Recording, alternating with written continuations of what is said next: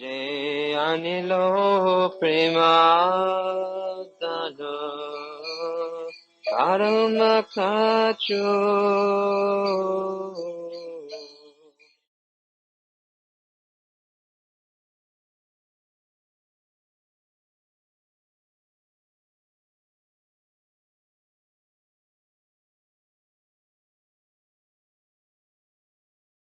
Our series of lectures on the nectar of instruction by His Divine Grace A.C. Bhaktivedanta Swami Prabhupada, ISKCON's founder Acharya. This is, of course, the translation of Srila Rupa Goswami's Sri Upadeshamrita. I believe that many of you got a copy of the book yesterday, so we can chant the text number 2 responsively. Text number 2.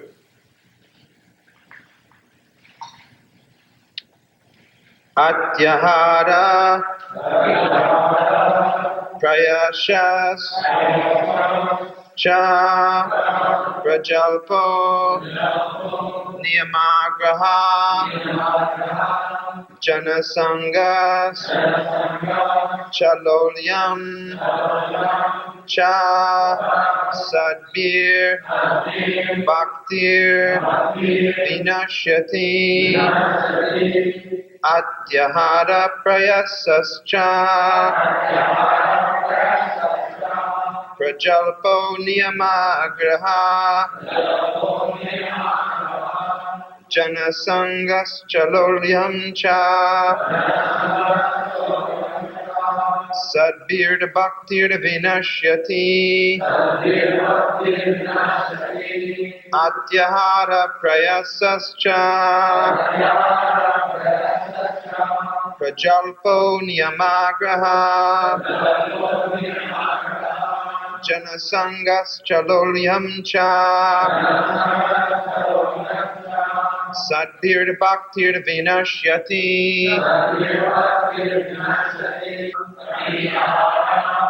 Overeating or too much collecting.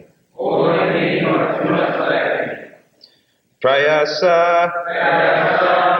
over endeavoring. Cha, and. Prajalpa, idle talking. Niyama, rules and regulations. Agraha, too much attachment to. Or agraha, too much neglect of. Janasanga, association with worldly-minded persons.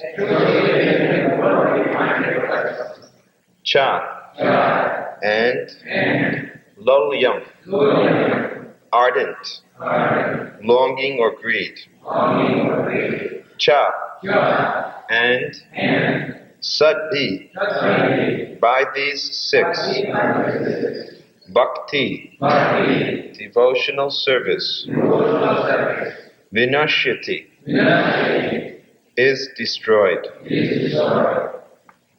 Translation and purport by His Divine Grace A.C. Bhaktivedanta Swami Prabhupada. We just read the translation, then we will speak. One's devotional service is spoiled when he becomes too entangled in the following 6 activities. 1. Eating more than necessary or collecting more funds than required. 2. Over-endeavoring for mundane things that are very difficult to obtain. 3. Talking unnecessarily about mundane subject matters. 4. Practicing the scriptural rules and regulations only for the sake of following them, and not for the sake of spiritual advancement. Or rejecting the rules and regulations of the scriptures and working independently or whimsically. 5.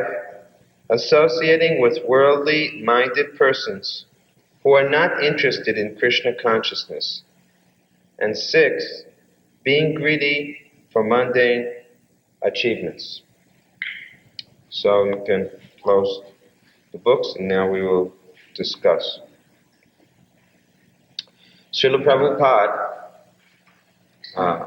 has described the difference in the nectar of instruction between a Mahatma and a Duratma.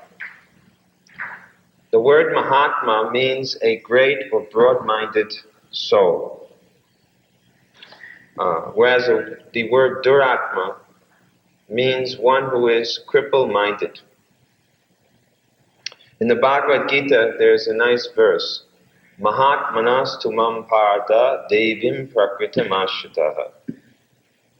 The words devim prakritam describes that the great broad-minded souls are not under the material energy, but they are protected by Krishna's Devi Prakriti. Devi Prakriti means the internal potency of the Lord. It is understood that each one of us are known as Tatashta Shakti. Tatashta Shakti means we are of the marginal energy of Krishna. And there are two other energies, principal energies, the internal potency or the internal energy known as Yogamaya or Devi Maya, and the external energy known as Mahamaya. So those who are devotees, they are not being controlled by the Mahamaya. Rather, they are controlled directly by Devi Maya. And Devi Maya is personified in Srimati Radharani. In other words, devotees are under the protection of Srimati Radharani. That is why in Vrindavan, when devotees greet each other, they always say Jai Radhe, because they're always seeking shelter of Srimati Radharani. And Srimati Radharani being very kind to devotees, we see when we look at Sri Sri Radha Nilamadhava, Radharani's hand is raised, giving her benediction to the devotees. This morning in the Srimad Bhagavatam class, we read that even when a devotee falls temporarily from the platform of devotional life, still Krishna gives special protection to the devotee. And the devotee, even in a fallen condition, never degrades to becoming an ordinary karmi. This will be discussed later on in today's verse, because under the section of we may cover this, it's in the next verse, but it's described in the principle of pure devotional service that even a little advancement on the path of devotional life can protect one under the most awkward of circumstances. So there is no loss in spiritual life. No one should hesitate to take up Krishna consciousness thinking, well, I may not be successful, so perhaps I shouldn't begin. Because even a little bit of advancement can make one protected under the most awkward circumstances. Even if one falls away for some time, Krishna will surely bring one back to the right position. Api chet sudadacharo vajanti mam. This verse in the Bhagavad Gita, that one is a sadur, eva samantavya samyak vyavashitosha. One is a sadhu, one is considered to be saintly once they perform devotional service. And even if a devotee misses the path of devotion due to some past habit, if he falls away for some time, still we should not see him in an ordinary way. So this means that a devotee is always protected by the mercy of Radha and Krishna. Prabhupada says that even one time chanting Hare Krishna is enough to make Krishna never forget you. Of course, Krishna never forgets anyone, because we are all his children. Everyone is the part and parcel of the Lord. But in a special way, Krishna remembers us. Even one time if we chant Hare Krishna. So what to speak if you dedicate your whole life and chant Hare Krishna every day, 16 rounds, how much Krishna will protect you? How much Srimati Radharani will look after you? Now, a Duratma, the opposite of the Mahatma, he is under the control of Mahamaya. And Mahamaya's business is to keep him imprisoned in material existence.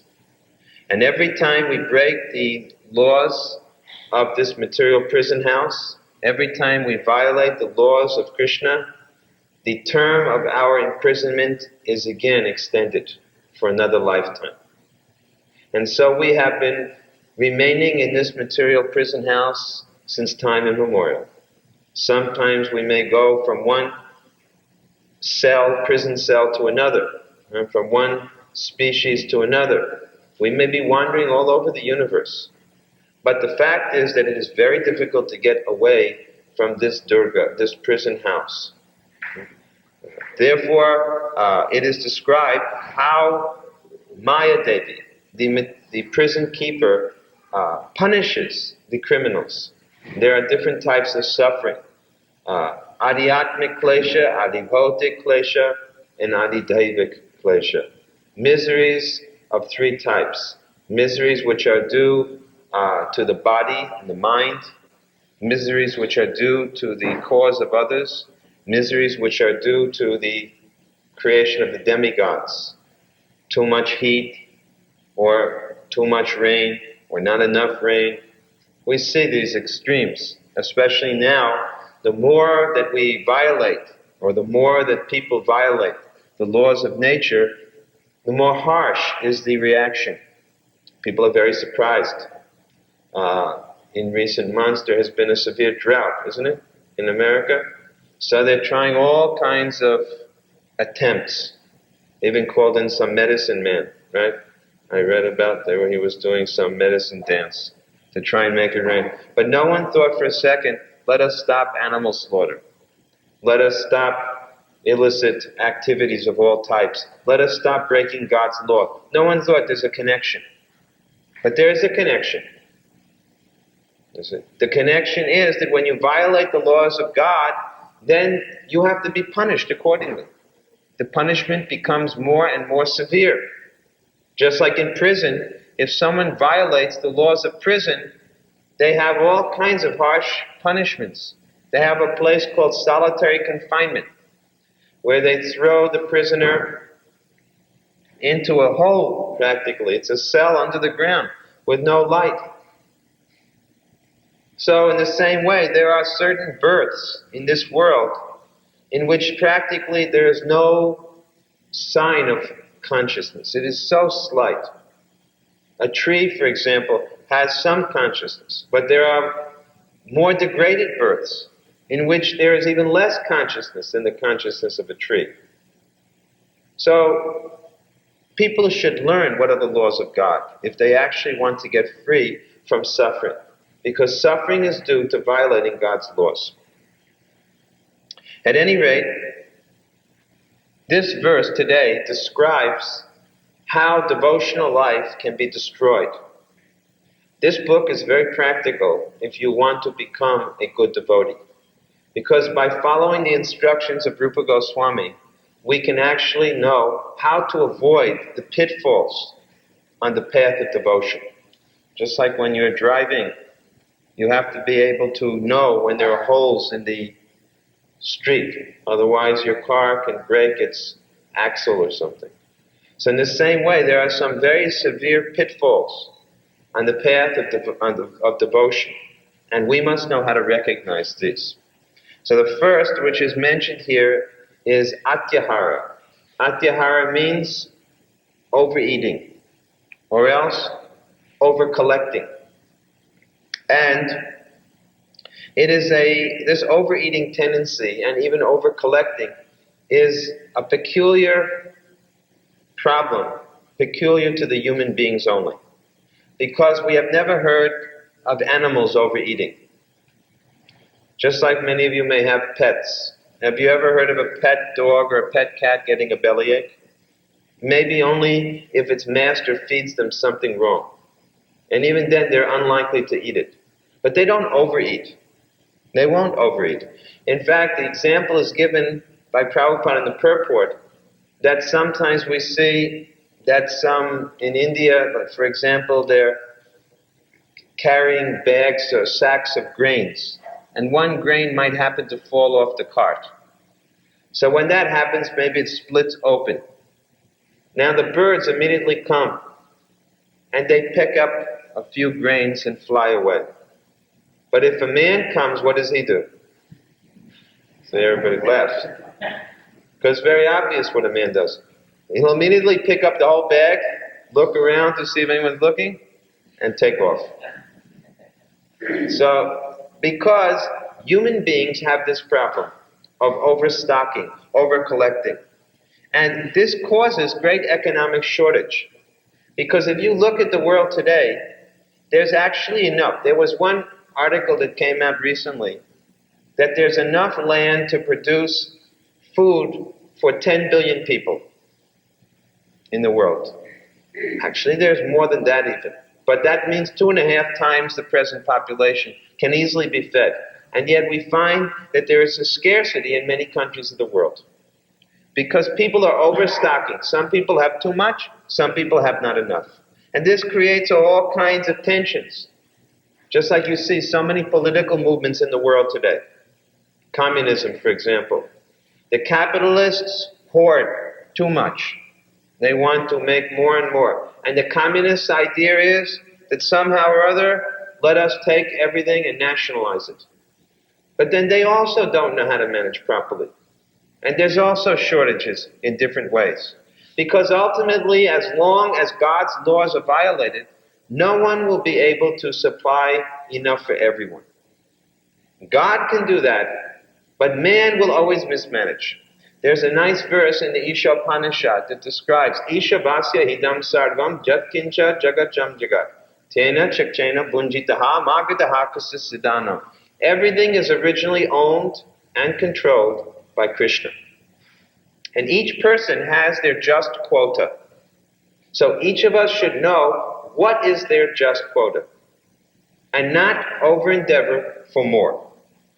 This will be the proper mentality. But unfortunately, people don't know this principle. They're unwilling to accept their quota and they want more. They're greedy. And a nice example that Prabhupada gives about someone finding $100 bill on the street. Someone lost $100 in the street. So one man came by and he saw the $100 and he noticed that no one was looking and he immediately took it, and snatched it, put it in his pocket and just kept walking. He's a thief. Another person came and he thought, look, $100. Someone's lost it, but it's not mine. He sees his money, he just keeps walking. Just left $100 there. Very rare person, isn't it? But for the purpose of this example, Prabhupada mentions this type of person. He's better than the first person because he's not a thief, but still he's not very intelligent. The most intelligent man is the third man. He comes and he sees this $100 bill has been lost and he immediately picks it up and tries to find its owner, the proper owner. This is the mentality of a devotee. A devotee actually realizes that everything is owned and controlled by Krishna. And therefore everything is meant for engagement in Krishna's service. This is a devotee's mentality. He doesn't see anything as belonging to himself. He's not a thief. Because what is there in this world that you can claim as your own? After all, you come in the world naked. And you're going to go out of the world naked. So in a sense, we are only the secondary proprietors. We are only given things temporarily to be used on behalf of Krishna. Otherwise, how can you claim anything to be yours? If it is yours, you could hold on to it, but you cannot. Therefore, the Vedas advise us to become detached. Detachment is a sign of intelligence. Detachment means I realize that everything belongs to Krishna. So not that I'm going to get unnecessarily attached to things. Of course, detachment from this world is only possible for those who are really attached to Krishna. Otherwise, it is not possible. Detachment means, conversely, attachment to Krishna. When I'm properly attached to Krishna and Krishna's service, then it's possible to be detached. So, the first-class person is the person who sees everything as being the property of Krishna, and he tries to engage everything in Krishna's service. Now, it mentions here over-collecting, because over-collecting can also spoil one's spiritual life. Just as if you work too hard, the next problem will be prayasya. Prayasya means over-endeavoring. Someone collects too much.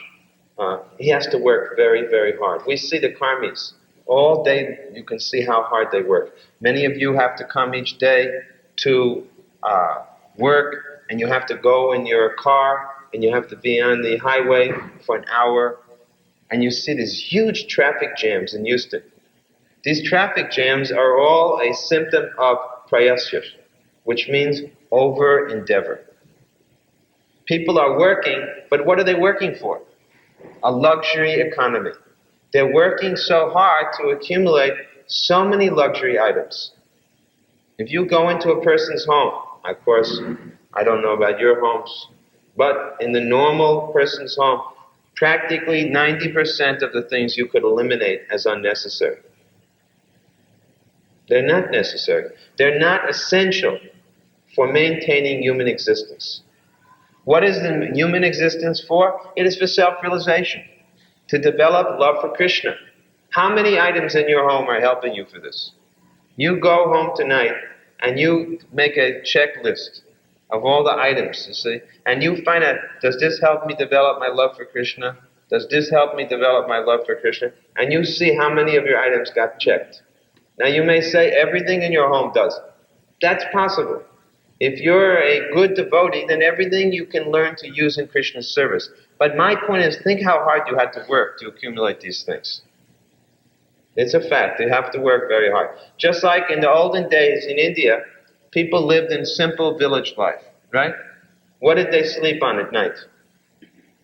Huh? Floor mat. They slept on a floor mat. How much did it cost? Practically nothing. Maybe it took only a few hours of work to earn the money for a floor mat, or less time. But now people feel that they need a queen-size bed, king-size bed, water bed. You know, there's so many varieties of beds. And still, once you go to sleep, does it make any difference? Who knows when you're sleeping what you're sleeping on? You're in the dream world somewhere. In the same way, a man works and becomes a billionaire. But how many chapatis can he eat? Can he eat more? When you become a billionaire, does it give you the right and ability to digest more chapatis than when you were only making $100 a week, or $200 or $300 a week? Does it mean that because you earn more money, you have a better power of digestion? I don't think so. In other words, eating is the same quantity no matter how much money you have in the bank.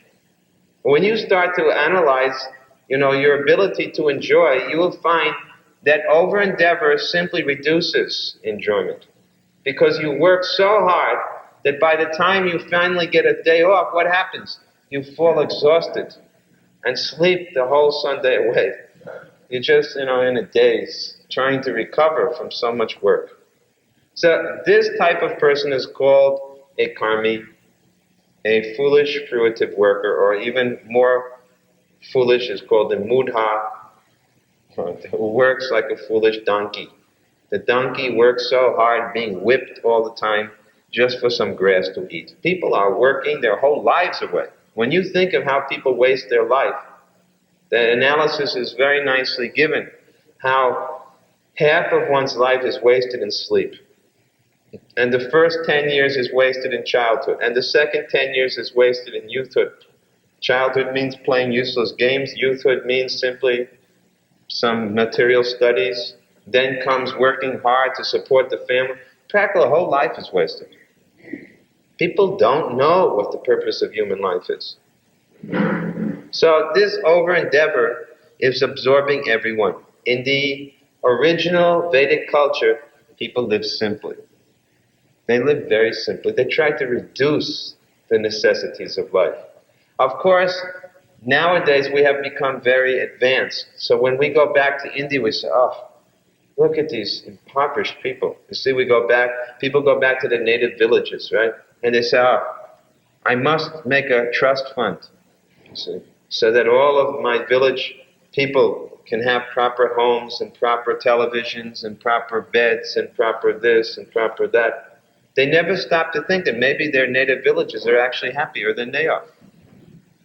Maybe all these items simply give you a headache and cause anxiety. So this is the problem with the way the materialists analyze Vedic culture. When they see simplicity, they consider it some form of, you can say primitive life. Caveman existence, you could say. Primitive life. They say, oh, this is primitive. These people are primitive, you see. But actually they're not primitive. They're simple living and high thinking.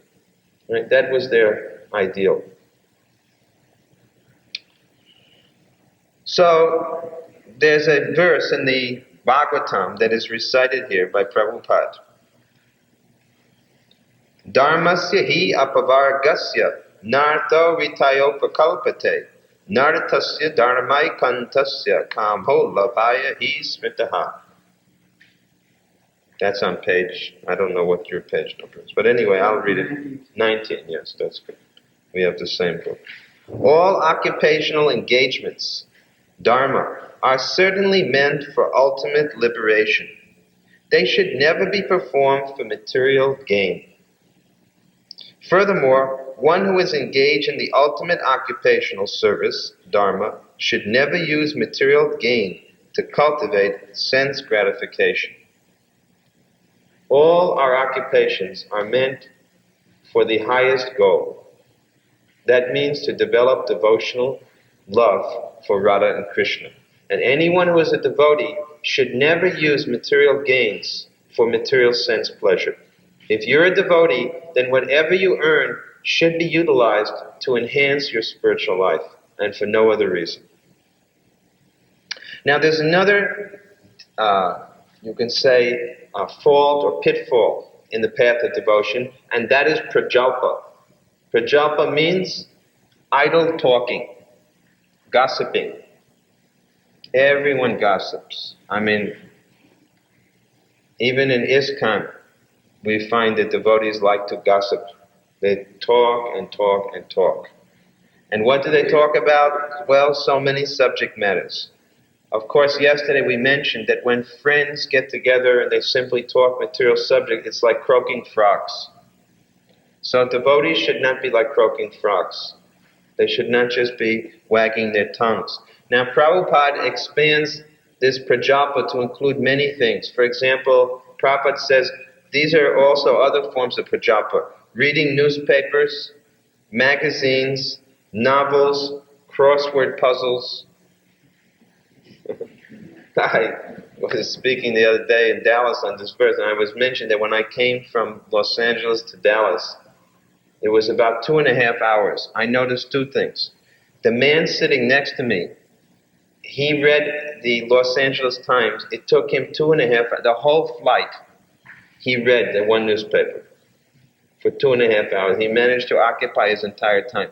And the lady sitting in the aisle across from me, she did a crossword puzzle for the whole time. So people know how to waste time. They're expert at it. And on the other hand, I was using my time for reading the Bhagavatam. So I got some spiritual advantage out of that time. They spoiled their time.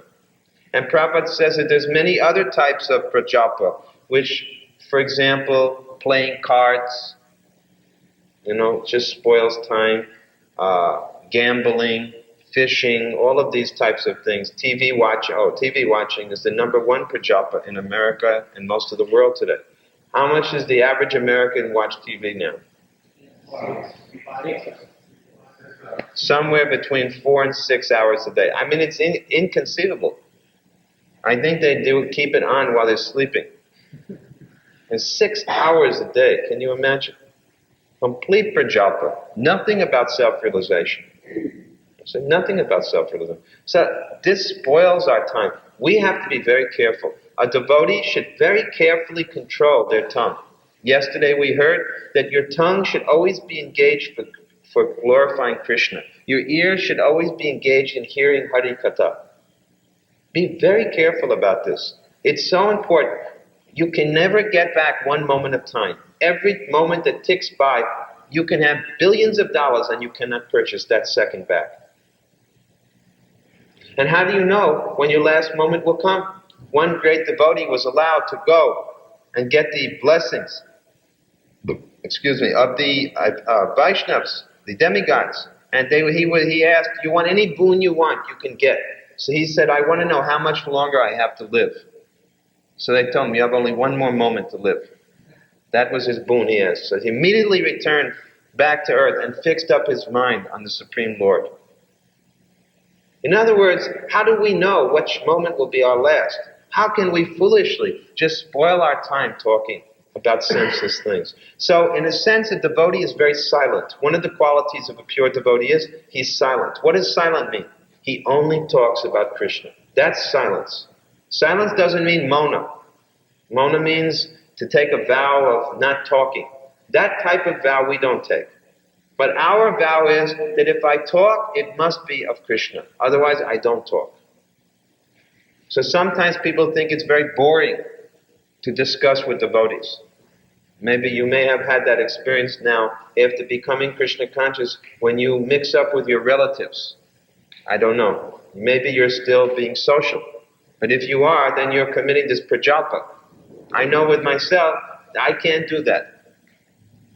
I don't. My only relatives I ever see are my parents, and I see them every few years, maybe once, and I make them come to the temple to see me. I've never visited my parents' home because I'm afraid if I go home, then they will try to engage me in some prajalpa or some old memories. So they have to come to the temple to see me, and the whole time they have to talk about Krishna. So they get purified this way. They get purified and I don't become contaminated. So this is the way to really help your family members. You may not become very popular in your family. You see, on a material level, they may think that this man has become crazy. This family member of ours, something has affected him since he mixed up with these Hare Krishna people. But you know, and Krishna knows, actually you're doing good for them. You're really delivering them. It is said that just like a tree, a fragrant tree, can make the whole forest smell sweet. So one family member who becomes Krishna conscious, he can purify a whole dynasty. His whole dynasty becomes purified if he becomes a devotee. So another thing to avoid is this thing called Jana Sangha. What does Jana Sangha mean? Association with those who are too worldly minded persons. Association is an important principle, that even in the karmi world, they also know the power of association. That's why they form things like the Chamber of Commerce, the stock market. They form associations, doctors' associations. People of like mind come together. So we know that association is very important. Now the point is that we have to form a spiritual association, and that is what ISKCON is. Prabhupada understood that just as worldly-minded people make their own groups, so he also created a society for devotees called the International Society for Krishna Consciousness. You can see amongst communities, they always make community halls, right? We have in community halls, but they do all kinds of nonsense in these community halls. In other words, they broaden the parameter of activities to try and include more and more people. That's the idea. Businesses do the same. They try to form different types of groups, like multi-level marketing groups. And they try to increase their association more and more. And there's the United Nations to include all the nations of the world. But actually the biggest association of all is the association of Krishna's devotees. Because that society exists on every planet in the universe. On every planet there are devotees. And in every universe there are devotees. So who can equal our society? ISKCON, Prabhupada says, is one branch of the tree of Lord Chaitanya. But that tree is growing throughout the universe. So you should not feel, oh, we are in a minority. So-and-so group is more powerful. No, that is not a fact. Perhaps on this planet, in the Kali Yuga, at this time, there are not so many devotees. But when you count the devotees throughout the universe, you will find this is the main association. Because it touches on the most basic common denominator, that we are all servants of Krishna. We are all spirit soul, part and parcel of the Lord. So, this type of association, Bhakta Shanhevash, Narottam Das Thakur sings that we want the association of the devotees. Bhaktivedanta Thakur, in this regard, also sings, I don't care if I take another birth, even as an insect, if I get born in the house of a devotee. Bhaktivedanta Thakur says that the association of devotees is so sweet and nice, it will protect me under all circumstances. Even I'm born as an insect, I will get some prasadam. That's Bhaktivedant's prayer. He says, even as an insect, at least I'll eat prasad if I'm born in a house of a devotee. So the devotees are our protection. Please understand this point. They're the best protection. You remember in Harinam Chintamani, it's described that the path of devotion is like a great highway. And devotion itself is a treasure. So when you're carrying a big treasure on the highway, you have to always be fearful of the thieves. You see? So if you see a band of thieves coming, what do? You immediately call for help. And who comes to your rescue? The police. Who are the spiritual police? The devotees. In other words, whenever you are in danger, whenever you feel that your devotion is at risk, at peril, immediately phone one of the devotees. Say, Prabhu, please preach to me. I just fell into Maya, or I'm about to fall into Maya. Tell me something about Krishna.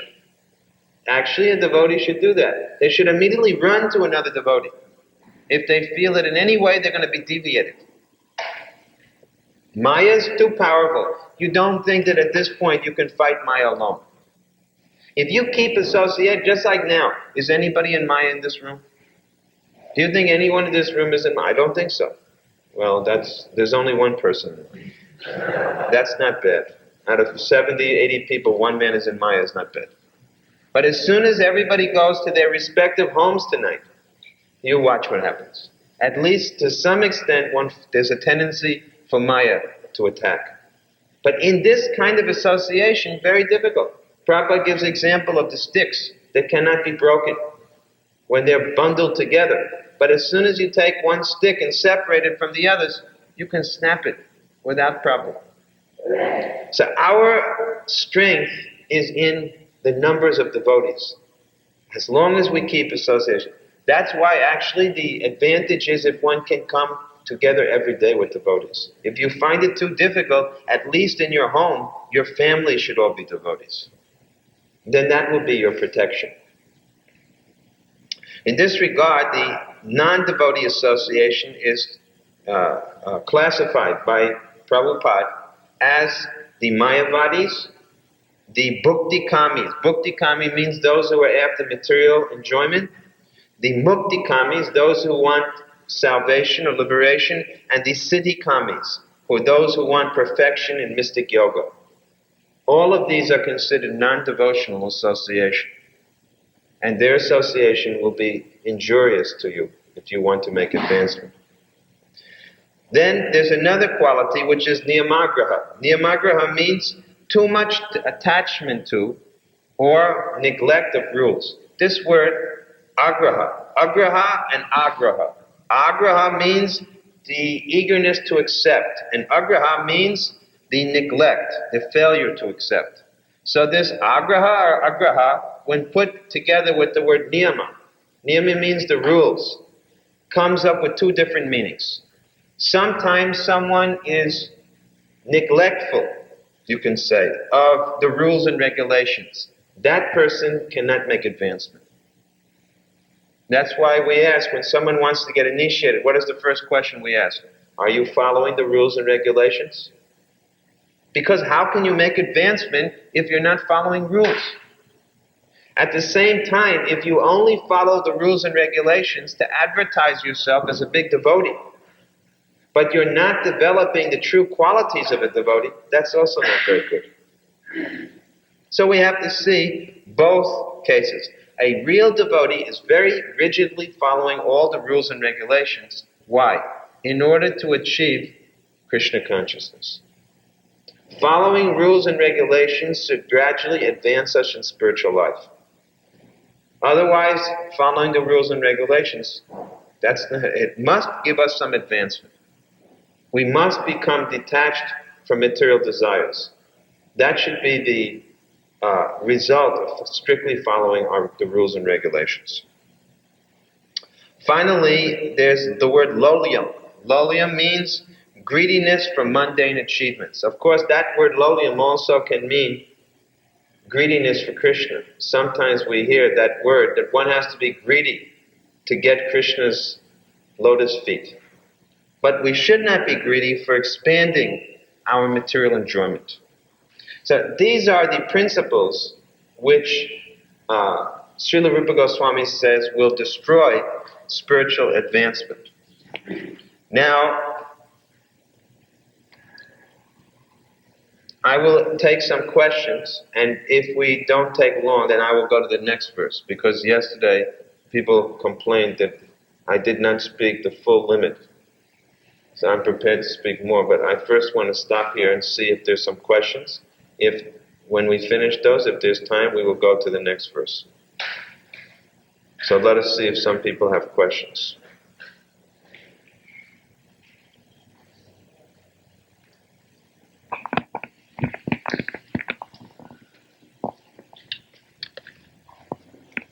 Brahma Samhita. You talk about associating real mind persons, and basically it's what the associations are always associated with motives. We see that in the community there's always different people have different levels of advancement. They have different engagements. They also have different types of tendencies. And therefore, to find some common activity where you can always keep association with devotees all the time is pretty difficult. So, what can you do in such a situation? Prabhupada said that although everybody may have a different engagement in Krishna's service, there are certain things which one can do together. For example, Prabhupada said Sankirtan. Prabhupada said you can all go out together for chanting. You can all come together for chanting in the temple. But Prabhupada, and when he was asked this question, he told us, we could all go out together to chant. But one thing you can do, you can all come to the temple for the program. Just like Sunday, everybody comes together. So the Sunday feast, for example, is an opportunity for all devotees to cooperate in a common program. It's only a small fraction of the time. That's because you only come together Sunday. If you come together every day, then there's more time. But everybody lives all over the place. We're not living in a village anymore. But if we were living in a village, we could all come together every morning and evening for 2-3 hours. What can we do? You're all living in different places. You can talk to each other by phone. Do you want to do that? Best thing is, to live simply. And anyway, we can say there are common principles or common activities. For example, Sankirtan or Sunday feast program. These are common activities. Certainly the devotees who live nearby the community, they're coming together every day for 4 hours. Where's the problem for them? You see any problem for them? The rest of the day. Huh? The rest of the day, you're always having to... Well, if you associate properly for 4 hours a day, then your consciousness will be quite all right. the rest of the time. You'll be protected. Another question? Says that just for the sake of following that doesn't help to achieve or make a progress in spiritual. Could you explain a little bit more in detail?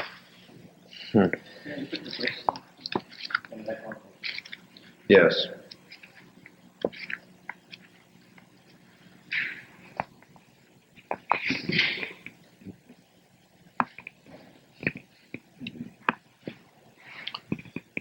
His question is that when it says that one should not be eager just to follow rules and regulations, but not make advancement, what does that mean?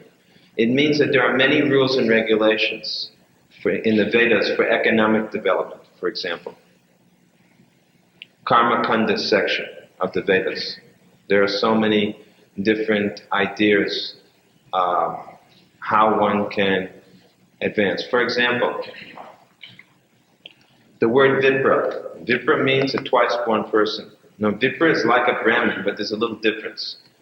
In the Vedic culture, these Vipras, they were those Brahmins who were specializing in material aspects of the Vedas.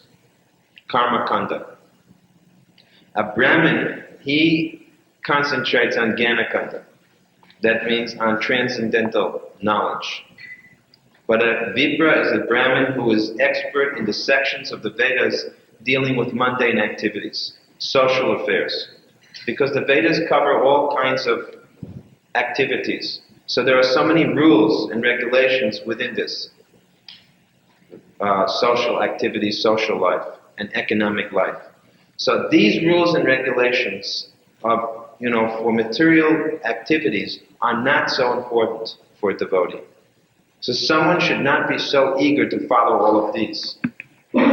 We should be more eager for those rules and regulations which are meant for spiritual life. So the Vipras are in charge of the, you can say, Karma Kanda section. Then the Brahmins are in charge of this Jnana Kanda. And the Vaishnavas are beyond even the Karma, Jnana. The next is Upasana Kanda. Those activities which are described in devotional life. And the Vaishnavas are on the perfection of that level. Srimad Bhagavatam, for example, is a book of rules and regulations meant for the highest transcendental life. That you should be eager to follow. But the parts of Vedic literatures which are simply, so many rituals and rules for material happiness, this is not very important to a devotee. So this is what it says, don't be too eager to follow rules and regulations. It means those rules and regulations which are materialistic, don't bother with them. This is the idea.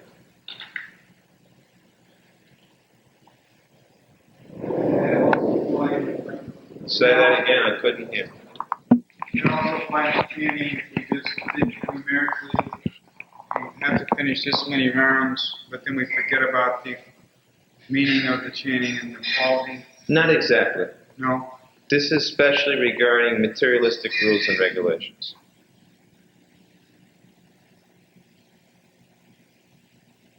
Chanting has benefit. Chanting is a transcendental act.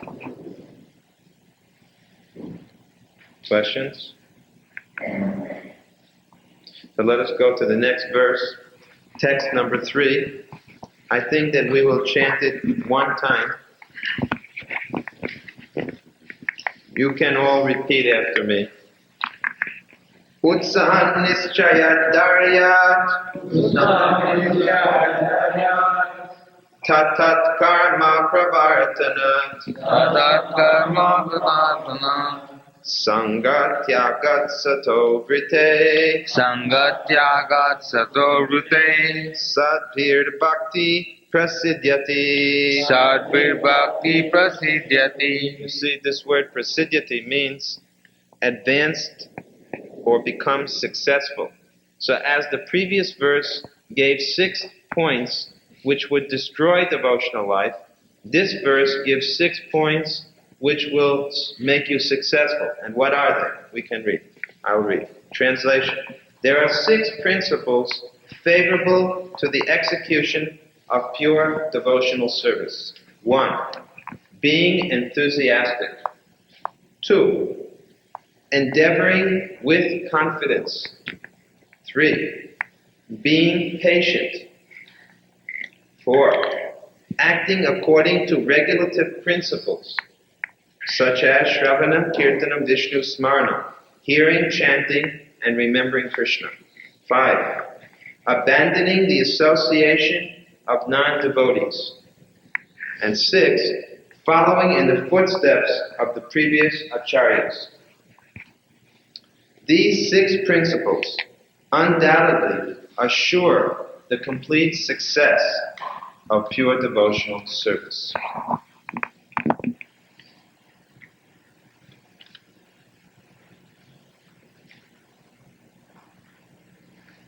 So let us consider what these are. Rupa Goswami and Srila Prabhupada, first of all, begin by explaining that bhakti is a practice which is absolutely pure. And he describes Anyabhilasha Sunya. This is a verse by Srila Rupa Goswami. Anyabhilasha Sunya Jnana Karmadi Anabritta Onu Pulyena Krishnana Shilanam Bhaktir Uttama. This is the definition of bhakti. It's not got any gyan or karma or yoga meditation involved. It is practical engagement in Krishna's service. How? Under the order and direction of Guru. And then Prabhupada quotes some very important texts about the principle of accepting an authorized spiritual master, namely from Bhagavad Gita. Tadvini pradipratena padiprashnena sevaya. This is on page 29. You can just see this verse. Famous verse from Bhagavad Gita, 4th chapter, 34th text. Just try to learn the truth by approaching a spiritual master. Inquire from him submissively and render service unto him. The self-realized soul can impart knowledge unto you because he has seen the truth. And there are some other verses from the Mundaka Upanishad. Tat vijnanardam saguram yavakavachet. That means to understand the transcendental science, one must approach a bona fide spiritual master. And there are other verses. Brahmanda Brahmate Kong Bhagavana Jeev Guru Krishna Prashade Bhai Bhakti Lata Beach. That we are wandering throughout the universe, so many different births. By the grace of Krishna, one meets a bona fide guru who plants the seed of bhakti within our heart. In this way, many important verses are quoted by Prabhupada to establish the necessity of hearing from a proper spiritual master. Hearing is the first principle in spiritual life, and there are 9 different processes which have been mentioned here. Each one of them is important. Shravanam, Kirtanam, Vishnu, Smaranam, Padasevanam, Archanam, Vandanam, Dasyam, Sakyam, Atmani, Vedanam.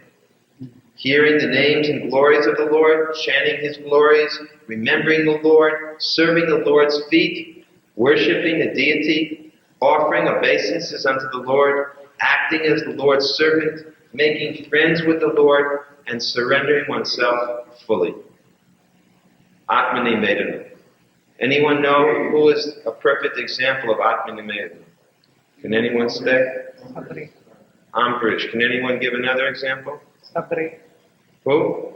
Sabri. I don't know who that is. Ram. Huh? Bali Maharaj. Is that what you said? No. Anyway, Atmani Vedanam, full surrender, giving everything. These are both good examples. Ambarish also did. So, now let us take up these principles one by one. First is utsahan. Utsahan means enthusiasm.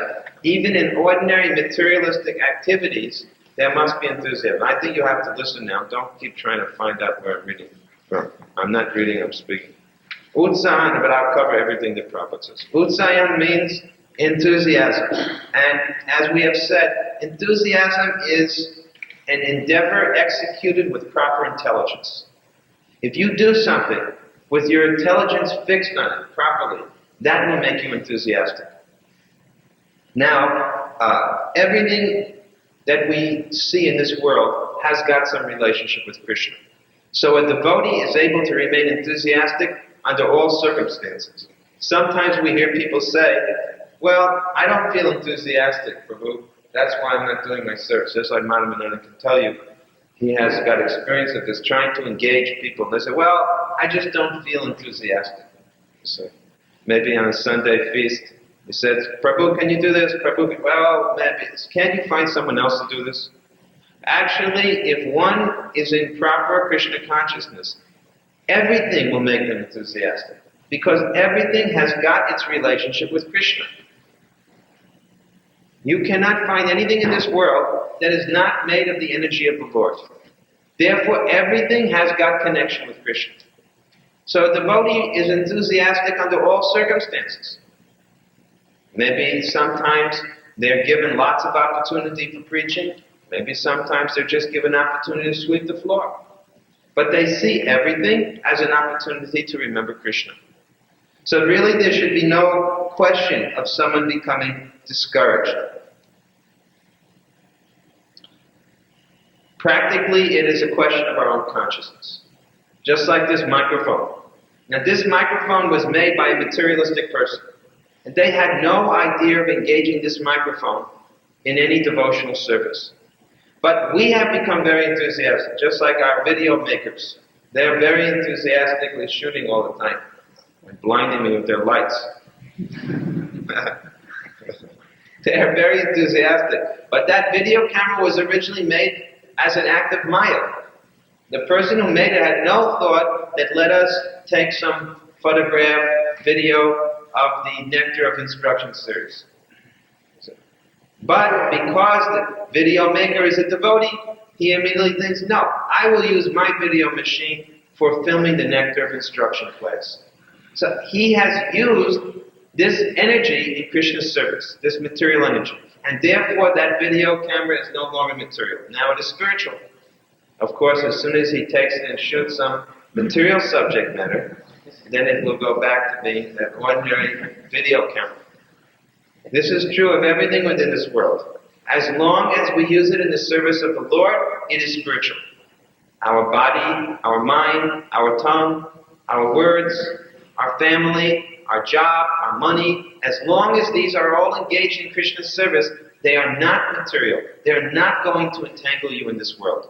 You can remain fully enthusiastic. That's why Bhaktivedanta Thakur said there's no need of leaving family life.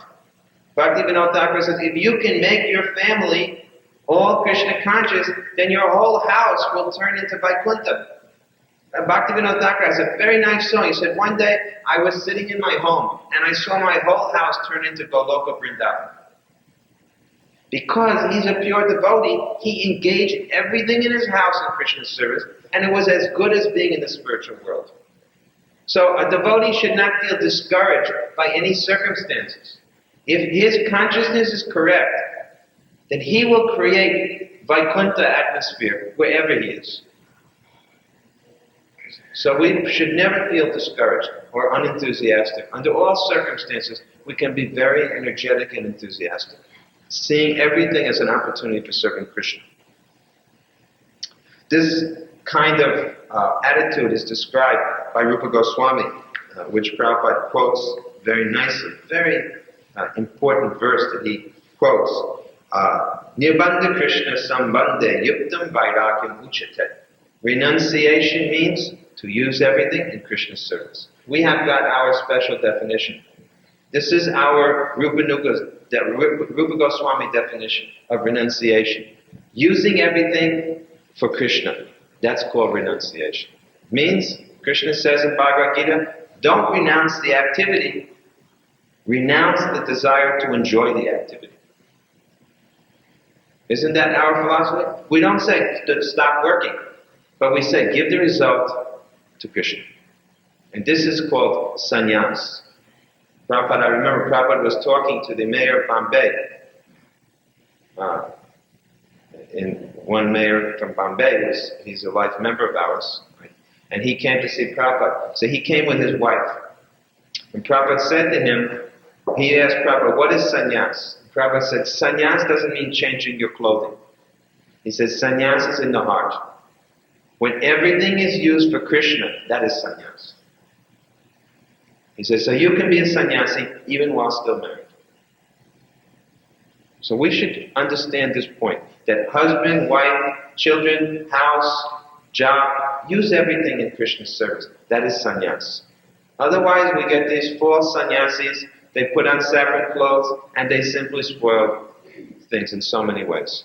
Without being properly renounced or detached, they still have very strong enjoying tendency. You see, and they put on the saffron clothing, and we see sometimes they fall down, and they do things that even an ordinary householder would never think of doing. So that kind of sannyas is a big disturbance to society. Therefore, Bhaktivedanta Thakur is much more in favor of grihastha ashram. And Prabhupada himself said this, that practically everyone should be married in Kali Yuga.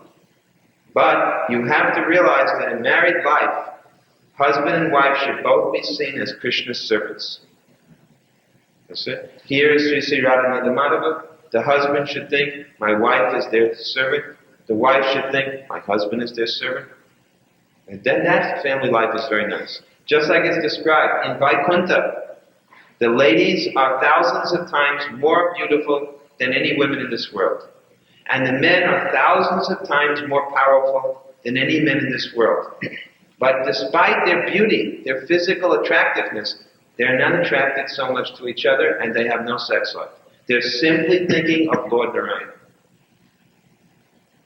Though they're more physically attractive than anyone in this world, their whole attention is on the Lord. This is Vaikuntha consciousness, Vaikuntha marriage. So let us make that, and it won't be difficult. If we engage together, husband and wife engage together in serving Radha Nila Madhava, they'll be more attractive than anything. They'll be more considerate of the deities than of their own attraction for each other. So there will be no Maya in such married life. So this is Utsaya. Next is Darya. Darya means patience. Patience is a golden virtue.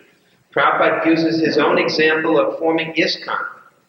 When he began ISKCON at first, if you've read the Prabhupada Lilamrita, the first year there was practically no following. And before that, look at how difficult the time was for Prabhupada in India. He got no response practically.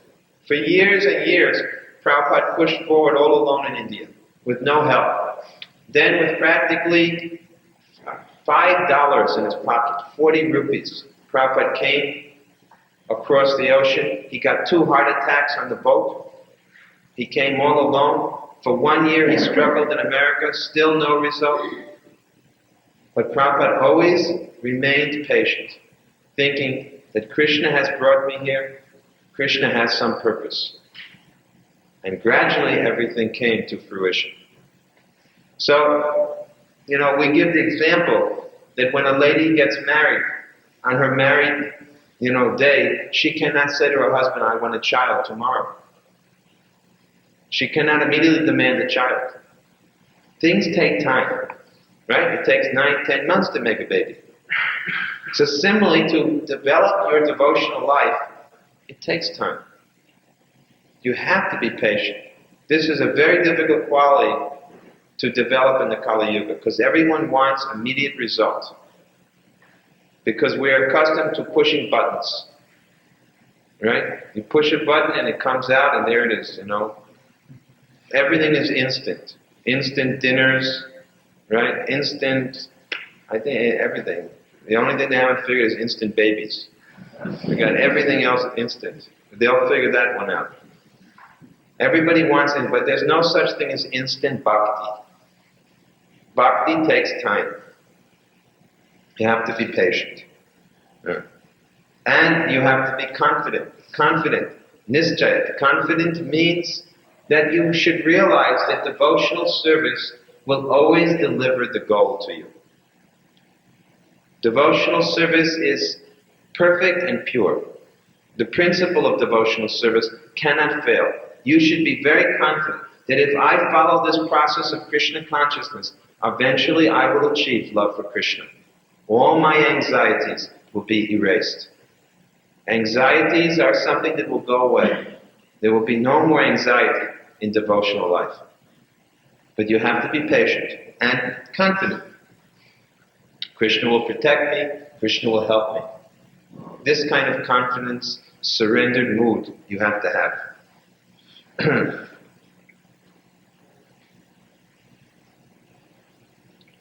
Prabhupada makes a nice point in the purport of this point on confidence. He says that supposing someone thinks, I mentioned this earlier, supposing someone feels, well, if I take up Krishna consciousness now, what if I'm not completely successful? What will happen to me? And sometimes, in fact, we see so many devotees have fallen away, isn't it? You know, those of you who know about ISKCON, you know, so many big devotees, they have fallen away. So someone may think, this is a very risky thing. What hope do I have if these devotees have fallen away? But Prabhupada said, these devotees are not at a loss. Because in their next lifetime, they will again take up the process. It happens sometimes that prematurely someone surrenders. He thinks, let me try for it fully. You know, he gives up his so many different positions in life, and he tries to do full-time devotional life. But after a while, it becomes too difficult. But Prabhupada said there is no loss, because all the advancement you made is your gain. Even if after you have to take another position, suppose you have to take back your position again that you had in material society, because you tried to surrender too quickly. Maybe you won't be as successful materially. You might have lost out. Supposing you were earning so and so much money. And then you thought, well, I'll try and do full-time Krishna consciousness. And for 2, 3, 5 years you do it. Then again, if you have to come back to material affairs, maybe you won't earn as much. You may have lost your seniority or something like this. Prabhupada says, even you may take another birth. Supposing someone falls down and he takes another birth, maybe you won't have as much material success. But think of the spiritual gain. Think from this point of view, from this angle, how much you have gained spiritually. That's the point you should consider. Maybe materially you have lost something. That can happen in any case. But what is the spiritual gain? There's no loss. No loss is there in spiritual life. Prabhupada said it is worth it to take all risk for Krishna. Even if you aren't so successful materially, so what? There are people who try so hard for material success and still they're not successful. And even if you are successful materially, what is it gaining? In the ultimate issue, what does it gain? But spiritual advancement is your permanent asset. This is the point Prabhupada makes.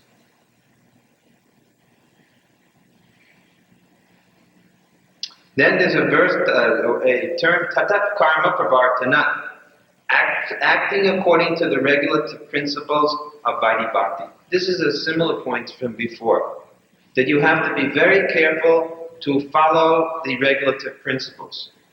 There is yama and niyama. Yama means prohibitions. Just like we say, no meat, fish, eggs, no gambling, no intoxication, no illicit sex. You have to be very careful to follow this. And niyama means all of the positive activities, like chanting 16 rounds. So both have to be done strictly. And sangat tyagat, same point again mentioned in this verse as the previous verse. Giving up the association of the non-devotees. Giving up that association. When Lord Chaitanya was asked, how do you recognize a devotee? Do you know what his answer was? He quoted, Asat Sangatyag E Vaishnav Achar. How do you know the general character of a Vaishnava? He doesn't associate with non-devotees. A very nice point. Lord Chaitanya was asked by one of his followers, how can I identify who's a devotee? What's the characteristic feature of a Vaishnava? He says they don't associate with non-devotees. They don't like that association. They only associate with devotees. Maybe for some business or something else, but it's just, they get done with that as quickly as possible and immediately come back to associating with devotees. This is the characteristic of a Vaishnava. They can't tolerate others' association who are not Vaishnavas. Even there may be other transcendentalists, even there may be many good materially, moralistic people. They don't like that association. They want to associate with those who love Krishna. Those who are Krishna conscious attract them. Others they feel very unsettled in their association. Very nice verse. Asat sangatyag e vaishnavachar. So again, Prabhupada's purpose in forming ISKCON is to give us this much needed association. Everybody's home should be like a branch of ISKCON. Everybody should think that my home is one of the ISKCON branches. If someone says, how many centers you have in Houston, we should count how many devotees' homes we have. And each one of those homes should be a center. In every home should be the deity of Krishna or Chaitanya Mahaprabhu. In every home should be a stock of books. In every home should be some japamalas. Every home should be tulsi. So at any moment, anyone in the neighborhood who comes, they will say, this must be one of your centers. This is an ISKCON center. In that sense, we can open so many homes in Houston, so many temples in Houston. Right? People say, how many branches your society has? And you say, in Houston, we have over 100. You say, 100? You say, yes. Here's one, here. Here's the temple. Here's our director of this center, director of this center, Mr. So-and-so and Mrs. So-and-so. Why not? It's going on like that. Our centers are, all of our householders' homes, they should, but of course you have to have a full program in the morning. You cannot claim to be an ISKCON center if only on once a week you open up your temple. You know, well, we have our morning program every Saturday morning. Then you cannot, then you are not part of, you cannot say the ISKCON center. ISKCON center means, every morning there's a program. So the program may be abbreviated. You may do 2-3 hour program in the morning. Even 2 hours you can do, including japa and other things. But there must be some morning program. Then you can say, this is an ISKCON center. That will be a very nice idea. I think it's a very good idea. See, every house becomes a center for ISKCON. And all people in the neighboring area, if they want to come, they can come at that early morning time. That will be very effective. We publish our address. See, we have 100 centers in Houston.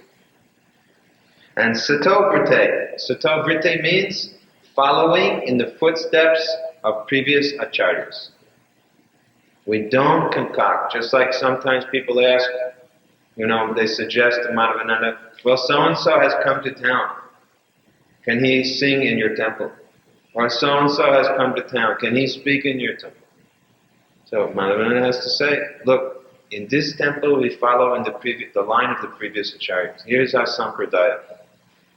We can only follow in this line. If someone wants to speak, someone wants to sing, it has to be strictly in this parampara. That is Sato Vritte. And Rupa Goswami mentions it as a qualification for success in spiritual life. It's not that just anything and everything goes and does, it's for Krishna. There he's Krishna conscious. He worships Krishna. Yes, he worships Krishna and everybody else. And that's not this line. This line is only Krishna. We are fixed on one point. It is on Krishna. So, following the footsteps means to, Prabhupada says, I can read you what he writes here very nicely. He says, in this Krishna consciousness movement, we require everyone to rise early in the morning by 4 a.m. and attend Mangal Arti, or morning worship, then read Srimad Bhagavatam, perform kirtan, and so forth. Thus, we hold continuous activities in devotional service 24 hours daily. This is called Sato Vritti, or following in the footsteps of the previous acharyas, who expertly filled every moment of time with Krishna conscious activities. So this type of mentality, Rupa Goswami says, will bring us to perfection. So here you see, in these two verses, 6 things to avoid, which will destroy your devotional life, 6 activities which will increase and assure your spiritual success. Now let us see, we have a few more minutes, if there are any questions on the second verse we read today, text number 3. Anyone have questions? Is it necessary to have Sri Radha Krishna deity in the home? Either you should have Radha Krishna deity, or Gaur-Nitai deity, or photograph of Panchatattva, and photograph of Radha Krishna. Photograph is also worshipable. Deity or photograph there are many different forms which are worshipable. One is the deity made of metal or stone. Another one is the deity, is the photograph, the picture. Another one is a deity made of sand. There are many different ways of making a deity. So picture is also a deity. Another type of deity is the deity in the mind. But that's advanced, to worship the deity within the mind. So no problem to have photograph. In fact, until you are ready, it's better to start with photograph. When Prabhupada began his centers, he first had us worship the Panchatattva photograph. Sri Krishna Chaitanya, Prabhu Nityananda, Sri Advaita Gadadhar, and Srivas. That 5 personalities in photograph. And when the deity worship of the photograph was perfect, then he would give permission for installing the deities. Morning program, is it the chanting should be included? Say it again? The morning program, chanting should be included? Chanting means? Morning program should include the Mangal Arti, and following the Mangal Arti, then after Mangal Arti you should recite the Premadwani prayers. Jayam Vishnu Pad, go through the different Acharya Premadwani prayers. Then after that recite Nrsingadev prayers. Then after that recite Tulsi prayers. If you have Tulsi plant, do Tulsi Puja. If you don't, at least sing the prayers. Then after that, offer obeisances to assembled devotees. Even if it's you and your wife, never mind. You offer obeisances to each other as Vaishnavas, and when you're offering obeisances, you can meditate on all the Vaishnavas. And you offer your obeisances. Then do japa. Then after some japa, read Srimad Bhagavatam. Or you can even do that before chanting japa. Take out the Bhagavatam and read for 5 or 10 minutes. The whole thing can take, what I just said can take a half hour. You can do everything in a half hour. And then you chant japa for another hour or hour and a half, as long as you can afford. Nobody can say that they can't do a morning program like this. And then at the end you can do Guru Puja also, yes? You can go right through the whole thing in a row. Yeah, but if there is not enough time, then you can do japa later. But you may not finish your 16 rounds at that time. But do the whole morning program and then chant as many rounds as possible. Then balance rounds you completed another time. But you see, I have to honestly say to you that if you go to bed at 10 o'clock at night, you could get up at 4 o'clock in the morning. I don't think you have to leave till about 7:30. Most likely, 7:30 you have to go. So that's then take a half hour for bathing, 4:30. That still gives you 3 hours. So there's at least 2 to 3 hours time in the morning. The problem is people are not going to bed early. I think that is the biggest problem. Instead of going to bed at 10 o'clock, they go to bed at 11 o'clock. 10:30, 11, 11:30. That is a problem. If you're going out preaching, I could understand it. But most of you, I think, don't do that. You just stay up late. In other words, you have not yet made your priority fully to go back to Godhead. You're still a little bit in the, enjoying mood. Well, let me enjoy a little bit. Take it easy. I'm working hard. But those who get up early, after a while, they enjoy that. Getting up early and doing the morning program is another type of enjoyment. Once you do it a few times at home, I don't think you would want to give it up. Because you'll see the difference right away. So I say you can do all those things in a half hour. And then you have an hour and a half to chant your rounds, 2 hours to chant your rounds. Practically you can finish everything. If you really are serious to get up by 4, I think you can do the whole thing. The whole morning program and all your rounds before you even eat breakfast and get in the car. But you have to be very determined. That was one of the things we heard today.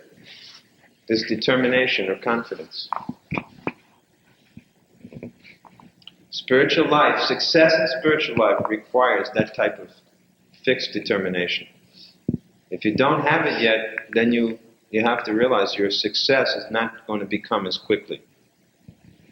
Many of you, you chant some rounds in the morning, some in the evening. That's not bad, but it's not as good as chanting everything in the morning. Better to chant some in the morning and evening than not to chant 16 rounds. But the best thing is the The whole thing is getting to bed on time. That's the main thing. If you go to bed early, you get up early. And what are you staying up late for? I don't know. I can't understand it. If you're watching television, then that must be the reason. Otherwise, what are you doing? Because you must get home by about, say, 6:37. So you still got 3.5 hours to spend with the family. And then you have the 2 days on the weekend, all day Saturday and Sunday to be with your family. It's enough time. And if you want to be with your wife, you get up together in the morning. That you can count as associating with the wife also. It's not that we say don't be with your wife. You both get up early. And you sit together, have the morning program, and chant together. So you're with your wife. Instead of wasting time in the evening, get up together in the morning. It's a much better idea. You'll make more advancement very quickly. So, any other questions? Okay, so we completed till 9 o'clock. Now we'll see the deity's final arti. Then you can take rest by 10 o'clock if you can fly home.